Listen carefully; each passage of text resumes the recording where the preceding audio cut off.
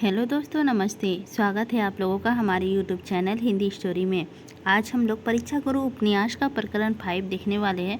इससे पहले 1, 2, 3, 4 ऑलरेडी मेरे चैनल पर अपलोडेड है, तो यदि आप लोग उसे देखना चाहें तो जाके देख सकते हैं। तो चलिए बिना लेट किए हुए आज हम लोग परीक्षा गुरु उपन्यास का प्रकरण 5 शुरू करते हैं।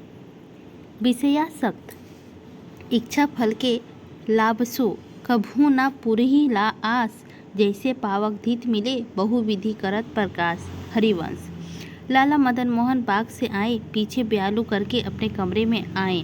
उस समय लाला ब्रज किशोर, मुंशी चुन्नीलाल, मास्टर शंभू दयाल, बाबू बैजनाथ पंडित, पुरुषोत्तम दास, हकीम अहमद हुसैन वगैरह सब दरबारी मौजूद थे। लाला साहब के आते ही ग्वालियर के गौरैये का गाना होने लगा। मैं जानता हूँ कि आप इस निर्दोष दिल्लगी को अवश्य पसंद करते होंगे। देखिए, इससे दिन भर का थकान उतर जाती है और चित्त पसंद हो जाता है। लाला मदन मोहन ने थोड़ी देर पीछे ब्रज किशोर से कहा, सब बातें काम के पीछे अच्छी लगती है, जो सब तरह के प्रबंध रहा हो, काम के वसूलों पर दृष्टि हो, भले बुरे काम और भले भूले आदमियों की पहचान हो, तो अपना काम किए पीछे घड़ी 2 घड़ी की दिल्लगी में कुछ बिगड़ नहीं है, पर उस समय भी उसका वैसा नहीं होना चाहिए। लाला ब्रज किशोर ने जवाब दिया, अमीरों को ऐश के सिवाय और क्या काम है? मिस्टर शंभू दयाल ने कहा, राजनीति में क्या है? राजा सुख भोगनी, सदा मंत्री कर ही संहार, राजकाज बिगड़े केहू तो मंत्री सिर भार। पंडित पुरुषोत्तम दास बोले, हाँ, यहाँ के अमीरों के ढंग तो यही है, पर यह ढंग दुनिया से निराला है। जो बात सब संसार के लिए अनुचित गिनी जाती है, वही उनके लिए उचित समझी जाती है। उनकी एक बात तो सुनने वाले लोटपोट हो जाते हैं। उन्हीं कोई बात हिम्मत से खाली नहीं ठहरती।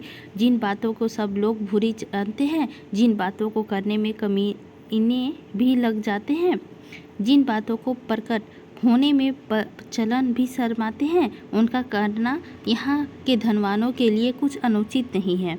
इन लोगों के ना किसी काम का प्रारंभ की चिंता होती है, ना किसी काम का परिणाम का विचार होता है। यहाँ के धनपति तो अपने को लक्ष्मीपति समझते हैं, परंतु ईश्वर के हाँ का यह नियम नहीं है। उससे अपनी सृष्टि में सब गरीब अमीर को एक सा बनाया है।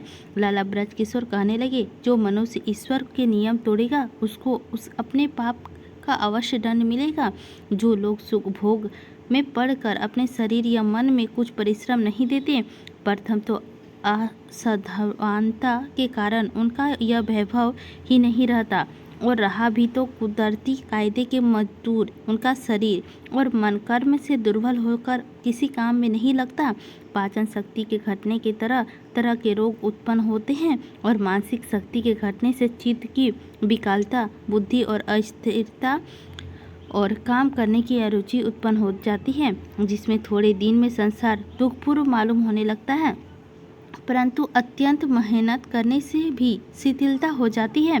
बाबू बैजनाथ ने कहा, इसमें यह बात नहीं निकलती कि बिल्कुल मेहनत ना करो, सब काम अंदाज सिर करने चाहिए। लाला ब्रज किशोर कहने लगे, लिंडिया के बादशाह करुण राइस से हारा, उस समय राइस उसकी प्रजा के दास बनने लगे, तो कानून से कहा, हमको दास किस लिए बनाते हो? हमारे नाश करने का सीधा उपाय यह है कि हमारे शास्त्र ले लो, हमसे उत्तम वस्त्र भूषण पहनाने दो, नाच रंग देखने दो, स्त्री श्रृंगार रस का अनुभव करने दो, फिर थोड़ी ही देर देखोगे कि हमारे शूरवीर अबला बन जाएंगे और सर्वथा तुमसे युद्ध ना कर सकेंगे। निदान ऐसा ही हुआ। पृथ्वीराज का संयोजित से विवाह हुए पीछे वह इसी सुख में लिपटकर हिंदुस्तान पर राज खो बैठे, और मुसलमानों का राज भी अंत में इसी भोग विलास के कारण नष्ट हुआ। आप तो जज्बात से कहते हैं, हद से दर्जे पर पहुंचा देते हैं। भला पृथ्वीराज और मुसलमानों की बात साहत का लाला साहब के काम काज से क्या संबंध है। उसका दर्व बहुत करके अपने भोग विलास में खर्च होता है, परंतु लाला साहब का तो परोपकार से होता है। मिस्टर शंभू दयाल ने कहा, देखिए लाला साहब का मन पहले नाच तमाशे में बिल्कुल नहीं लगता था, पर इन्हीं में 4 मित्रों का मेल मिलाप बढ़ाने के लिए अपना मन रोक के प्रशंसा की। पंडित पुरुषोत्तम दास बोले, बुरे कर्मों का प्रसंग मात्र से मनुष्य के मन में पाप की गिरनी खरती जाती है। पहले लाला साहब को नाच रंग अच्छा नहीं लगता था, पर अब देखते ही देखते व्यसन हो गया। फिर जिन लोगों की शोहरत से यह व्यवसान हुआ, उनको मैं लाला साहब का मित्र कैसे समझूं। मित्रता का काम करे वह मित्र समझा जाता है, अपने मतलब के लिए लंबी लंबी बातें बनाने के लिए कोई मित्र नहीं हो सकता। लाला ब्रजकिशोर कहने लगे, शादी में कहा है एक दिवस में मनुष्य की विदा जानी जाए, मैं ना भूल मन को कपट बरसन लगाना लखाए। तो क्या आप इन सब का सर्वत पर ठेरा कर इनका अपमान करते हैं।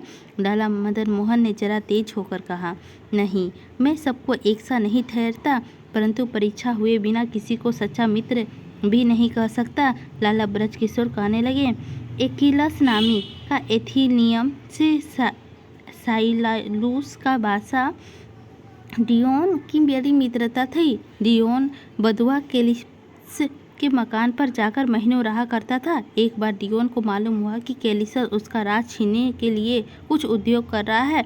डियोन ने केलिपस से उसका वृत्तांत पूछा तो वह अब डियोन के पांव पकड़कर रोने लगा और देव मंदिर में जाकर अपनी सच्ची मित्रता के लिए कठिन से कठिन सौगंध खा गया। और असल में यह बात झूठी न थी। अंत में केलिसस ने साइरियोस से चढ़ाई की और डियोन के महल में मरवा डाला। इसीलिए मैं कहता हूँ कि दूसरों के बाद में आकर अपना कर्तव्य भूलना बड़ी भूल की बात है। अच्छा, फिर आप खुलकर क्यों नहीं कहते, आपके निकट लाला साहब को भगाने वाले कौन कौन हैं। पंडित जी ने जुगत से पूछा।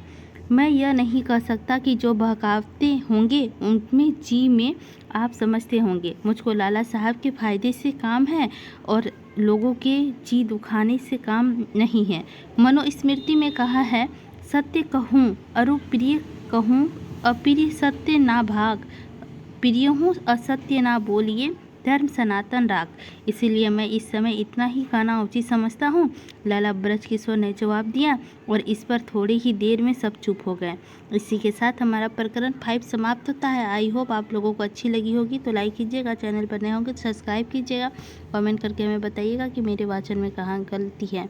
इसी के साथ लेते हैं आप लोगों से मिलते हैं अगले एपिसोड प्रकरण 6 से लेके। धन्यवाद।